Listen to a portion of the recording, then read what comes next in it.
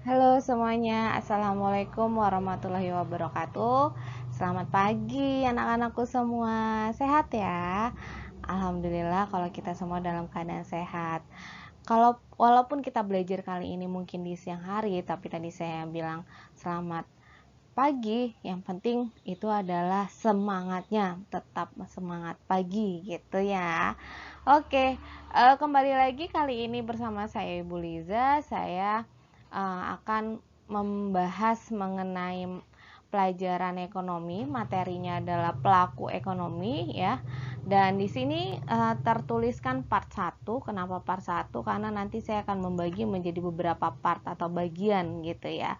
Kenapa sih saya kok harus bagi beberapa bagian? Ya pada intinya adalah supaya kalian fokus ke beberapa subbab dan kalian nggak bosen tentunya. Kalau video saya itu lamanya 1 jam, wah ngalahin film dong ya, ngalahin sinetron yang jelas. Jadi saya akan membagi beberapa part biar kalian tuh nggak bosen. Oke, sebelum kita belajar, mari kita berdoa dulu menurut kepercayaan masing-masing. Semoga ilmu yang kita pelajari kali ini bermanfaat untuk kita semua dan akan menjadi bekal kita nantinya. Oke ya, yuk kita berdoa menurut kepercayaan masing-masing. Berdoa dimulai.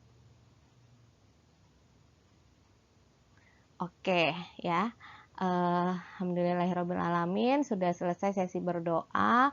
Saya harap semuanya sudah siap belajar ya, karena materi ini kita akan mau bahas bersama-sama. Yuk, yang pertama, pelaku ekonomi. Nah, di bab kali ini kita akan mengetahui pelaku ekonomi yang berperan serta dalam kegiatan ekonomi gitu. Ternyata ekonomi itu nggak cuma dijalankan oleh satu orang, tapi juga bisa dijalankan oleh beberapa orang ya. Kemudian nama kegiatannya pun itu berbeda-beda. Nah, di sini kita akan membahas tiga kegiatan atau 3 item yang berhubungan dengan pelaku ekonomi. Yang pertama adalah produksi. Nah, di produksi ini ada pengertian, lalu ada faktor-faktor, dan ada biaya produksi. Yang kedua adalah penerimaan. Penerimaan itu nanti kita bahas pengertiannya apa, lalu konsep penerimaan itu sendiri apa. Kemudian yang ketiga, laba atau keuntungan. Nah, keuntungan ini yang pertama adalah pengertiannya apa dan pendekatan perhitungannya gimana gitu ya. Nah, ini semua akan kita pelajari di part 1 ini. Jadi saya harap kalian semuanya fokus ya. Nah, ini ada gambar-gambarnya. Nah, gambar ini tuh ya merupakan bagian dari dari para pelaku ekonomi. Ternyata ada yang branding gitu, ada inovasi, ada ide, kemudian ada value, ada misi gitu. Karena ini adalah gambaran kecil mengenai kegiatan apa yang akan dilakukan oleh para pelaku ekonomi ya. Oke, kita lanjut ke slide selanjutnya. Produksi. Siapa sih yang nggak tahu produksi gitu? Pasti semuanya udah tahu, karena ini semua udah dipelajari ketika kalian masih SD pun gitu ya. Produksi adalah suatu upaya atau kegiatan untuk menambah nilai pada suatu barang, atau arah kegiatannya adalah untuk upaya pengaturan yang sifatnya dapat menambah atau menciptakan nilai guna suatu barang atau mungkin suatu jasa gitu. Jadi produksi itu ya itu adalah kegiatan dimana kita merubah benda yang tadinya mungkin nggak bisa berguna tapi akhirnya bisa berguna. Kayak misalnya kayu kalau misalnya masih mentah ya kan, kayu mentah masih gelondongan, itu bingung kan kita, ini manfaatnya apa ya? Oh, ternyata diproduksi oleh produsen. Produsen itu siapa? Produsen itu adalah orang yang melakukan kegiatan memproduksi suatu barang. Nah, akhirnya kayu itu bisa jadi lemari, bisa jadi kursi, bisa jadi apa ya, kalau kamu suka lihat di dapur tuh peralatan mama kamu kayak centong nasi, itu juga ada yang dari kayu gitu kan. Atau mungkin sekarang banyak kafe-kafe yang temboknya itu terbuat dari kayu. Nah, itu semua adalah hasil produksi si produsen kayu. Seperti itu ya. Berarti mereka itu adalah melakukan kegiatan untuk menambah nilai suatu barang. Nah, kalau tadi bentuknya adalah barang, saya ambil contoh adalah kayu. Nah, kalau jasa, tuh apa nilai lebihnya? Contoh, eh ini lagi pandemi COVID ini nih ya, banyak banget orang yang terkena PHK, akhirnya menganggur gitu kan. Nah, karena dia menganggur, kebetulan yang menjadi tren saat ini adalah masker. Ya, Ibu, mungkin ada beberapa orang yang punya keahlian menjahit, akhirnya dia membuat masker dari bahan-bahan yang sekarang tuh ada yang dari batik, ada yang dari brokat, macam-macam ya. Nah, karena dia punya keahlian itu, makanya dia bikin masker. Akhirnya maskernya itu bisa dijual. Nah, sebenarnya yang menjadi titik pemahaman kita bukan di maskernya, tapi adalah jasanya. Jadi ternyata dia itu bisa membuat masker, bisa menjahit masker. Akhirnya tadinya dia menganggur atau dia mungkin bekerja bukan sebagai penjahit, karena dia punya jasa, punya keahlian bisa bikin masker, akhirnya dia bisa menghasilkan suatu barang kayak gitu ya. Nah, itu bisa menghasilkan keuntungan tentunya. Oke, saya rasa kalian udah paham ya tentang produksi ini gitu. Kalau sudah paham, kita lanjut ke slide selanjutnya ya. Nah, selanjutnya ada faktor-faktor produksi. Faktor produksi itu terdiri dari 4 ya kan. Yang pertama, faktor produksi alam. Nah, kenapa sih produksi itu dipengaruhi oleh alam? Gini ya, faktor produksi yang dapat diambil langsung dari alam untuk dimanfaatkan manusia dalam rangka meningkatkan kesejahteraan. Contohnya adalah seperti tanah, air, kemudian udara, kemudian sinar matahari itu sangat mempengaruhi. Contoh misalnya sebuah perusahaan memproduksi apa ya yang lagi tenarnya sekarang tuh lagi pandemi COVID, pasti orang banyak yang suka menanam tanaman herbal ya kan, jamu lah gitu. Nah, ternyata si produsen itu dia membutuhkan faktor alam. Contohnya, dia butuh sinar matahari untuk tanamannya supaya bisa tumbuh dengan baik gitu. Kemudian dia butuh iklimnya yang gimana? Iklimnya yang panaskah atau ademkah? Itu tergantung dari bahan-bahan yang ditanamnya, seperti itu ya. Jadi sumber daya alam itu atau faktor produksi alam itu sangat-sangat mempengaruhi dari suatu kegiatan produksi. Kalaupun memang mereka melakukannya di outdoor, barang-barangnya itu sifatnya adalah yang menggunakan kondisi lingkungan alam kayak gitu ya. Bu, apakah perusahaan yang pabrik-pabrik kayak Indomie atau mungkin pabrik yang lainnya tuh yang di dalam ruangan itu butuh faktor alam? Oh iya, jelas gini.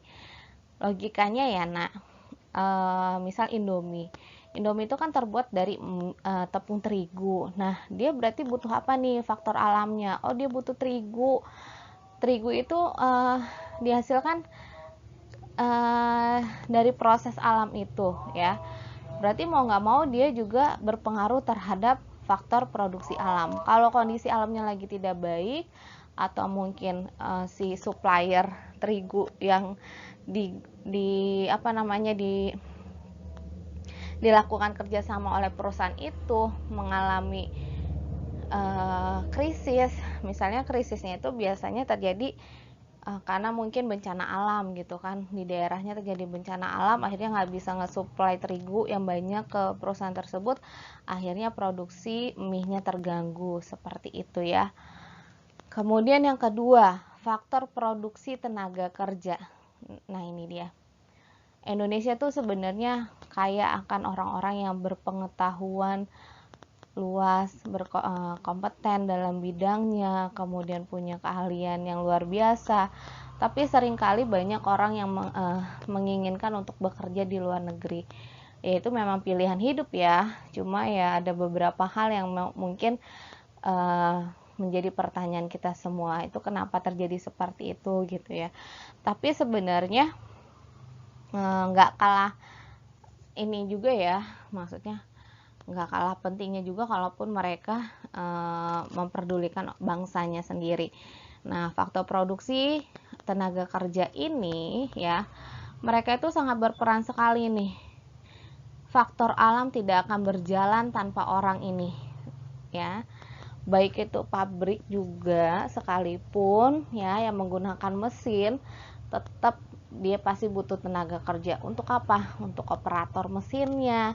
Terus kalau mesinnya rusak, emang mesinnya bisa memperbaiki sendiri kan? Enggak, tetap butuh teknisi kayak gitu ya. Jadi tenaga kerja juga sangat-sangat dibutuhkan untuk menjalankan kegiatan produksi ini seperti itu.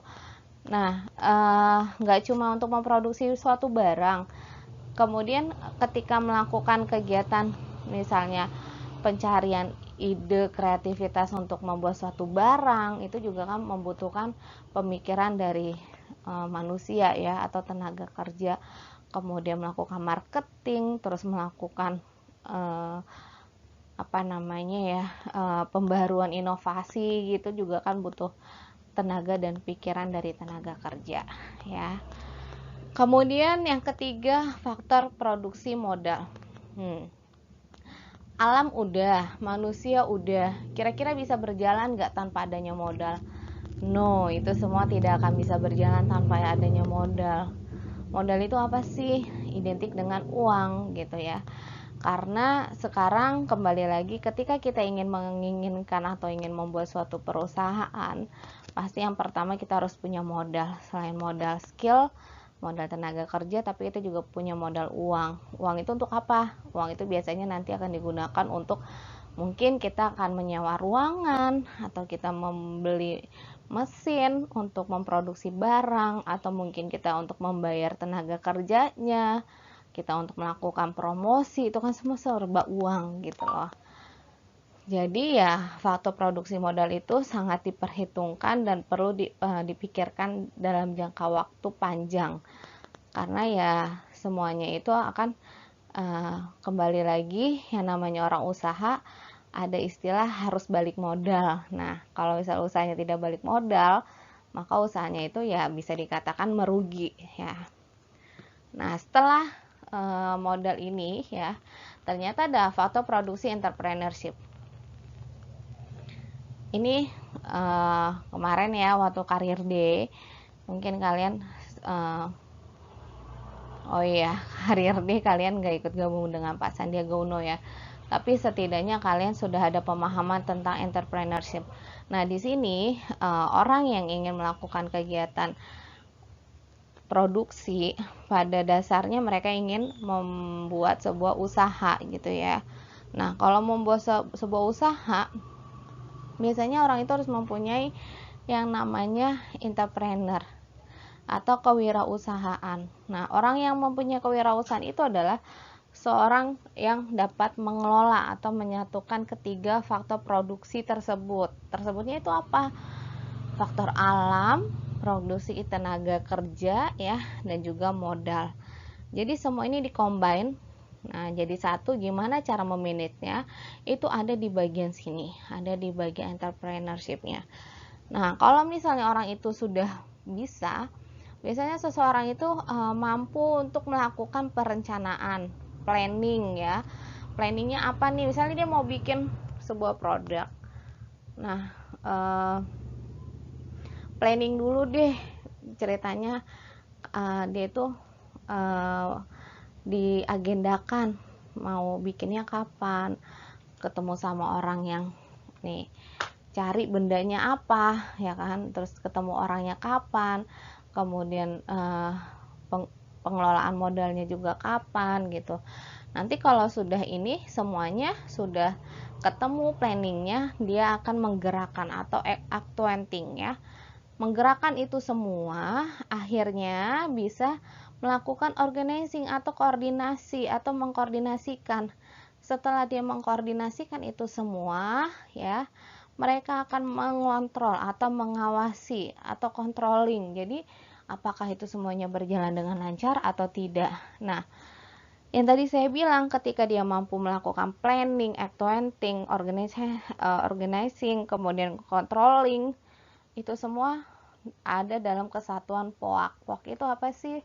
Oh, ternyata POAK itu adalah suatu pemahaman tentang manajemen, di mana orang itu bisa melakukan entrepreneurship-nya dengan baik dengan menggunakan sistem POAK tersebut.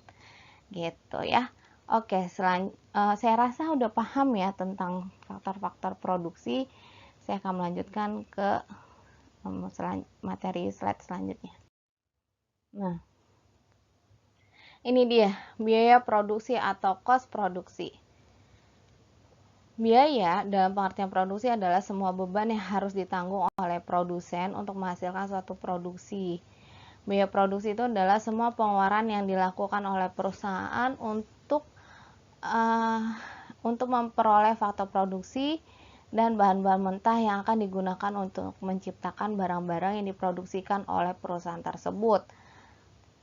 Nah, ini dia beban. Biaya dalam produksi itu termasuk dalam beban. Contoh, beban listrik, kemudian beban telepon, beban wifi, kemudian ada beban gaji.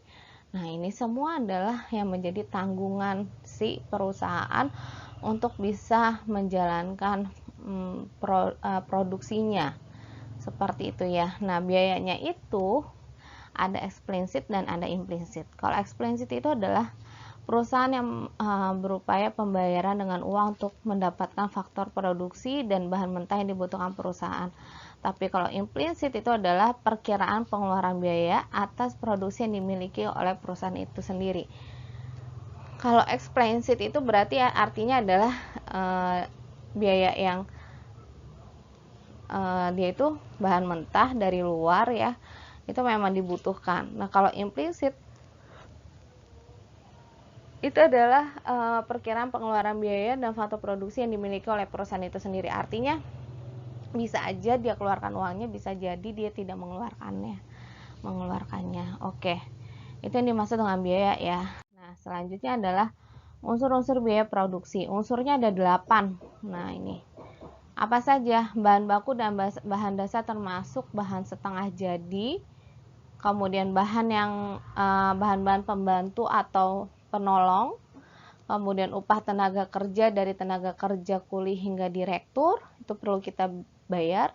Kemudian penyusutan peralatan produksi, ini biasanya mesin itu susut ya nak nilainya, jadi ini juga harus diperhitungkan penyusutan nilainya. Kemudian uang modal dan sewa tempat, kemudian biaya penunjang seperti biaya angkut, biaya administrasi, kemudian pemeliharaan, biaya listrik, keamanan, dan lain-lain. Ini juga perlu diperhatikan.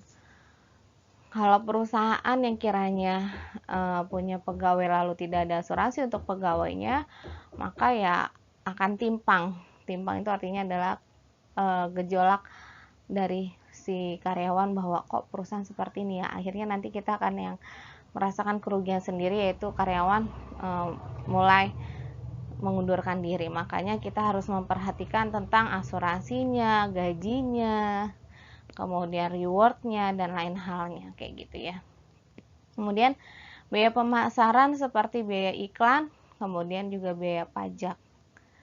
Nah, kalau biaya iklan jelas ya, kita kalau melakukan pemasaran tuh kalau di banner-banner, spanduk, atau baliho-baliho yang kalian lihat itu kan, iklan-iklan itu sebenarnya mereka bayar nak, nggak ada yang gratis, itu mereka bayar itu bayar iklan, terus bayar pajak juga ya. Oke, selanjutnya adalah penerimaan revenue ya, ini yang kedua tadi. Penerimaan atau revenue adalah total penerimaan yang diterima oleh produsen berupa uang yang diterima dari hasil penjualan barang yang diproduksi. Jadi penerimaan ini adalah uang yang diterima ketika dia melakukan kegiatan produksi. Contohnya kayak tadi ya, pengusaha mereka tuh tujuannya apa sih bikin usaha? Ya tujuannya adalah mereka ingin mendapatkan keuntungan gitu loh. Keuntungan dapatnya dari mana? Ya dari barang yang mereka jual gitu. Pasti ya namanya penjual itu maunya untung gitu. Jarang sekali yang namanya orang itu mau melakukan penjualan tapi dia itu tidak mendapatkan keuntungan gitu. Kemudian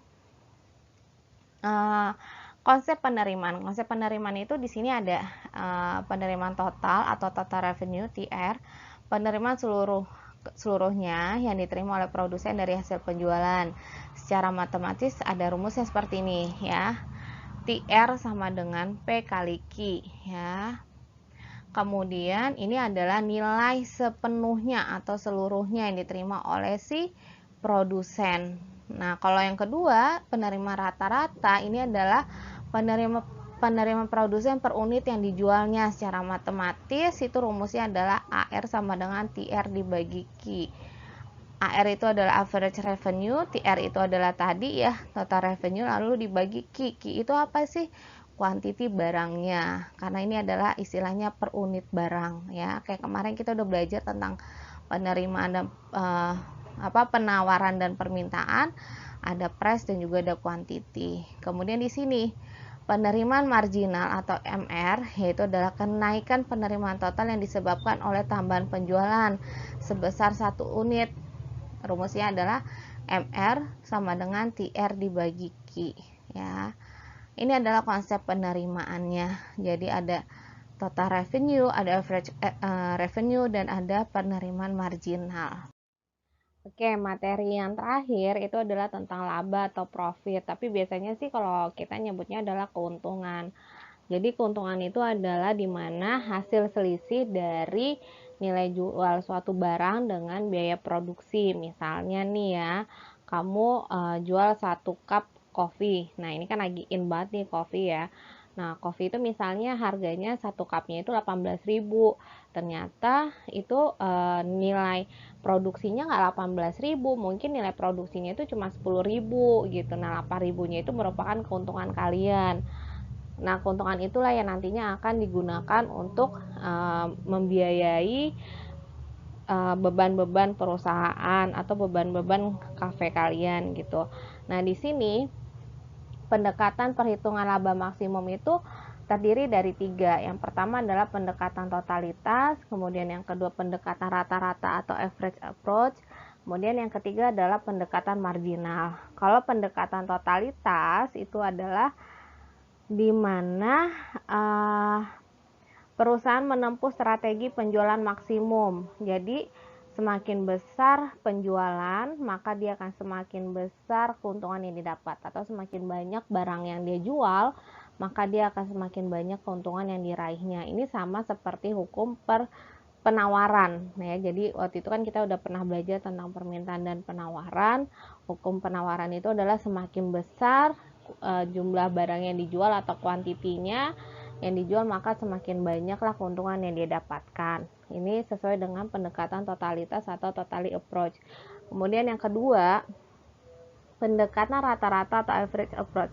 Nah, ini itu adalah perusahaan akan mencapai laba atau mencapai keuntungan bila harga jual per unitnya lebih tinggi dari biaya rata-rata. Artinya harga barang itu per unit, per item itu lebih tinggi dibandingkan harga rata-rata untuk membiayai atau memproduksi suatu barang, kayak gitu ya. Kemudian kalau yang pendekatan marginal ini adalah laba maksimum bila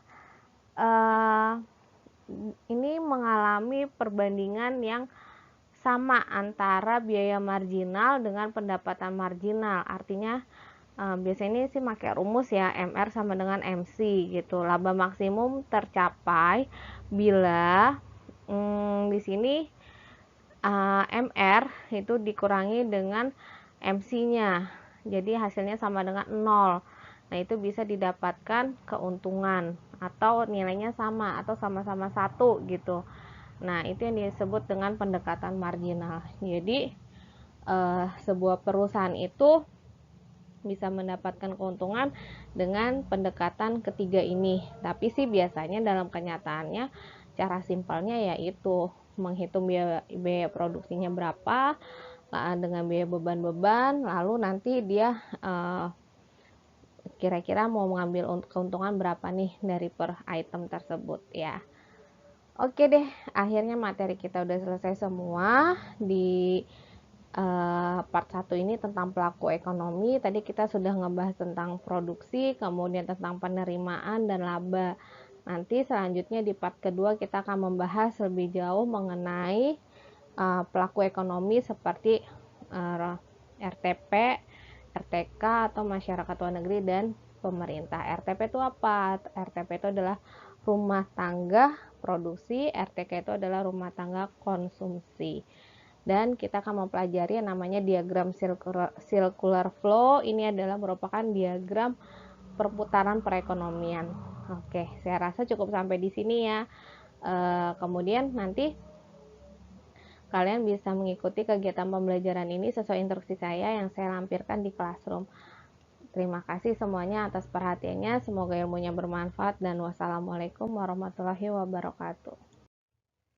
Oke, terima kasih semuanya. Dah.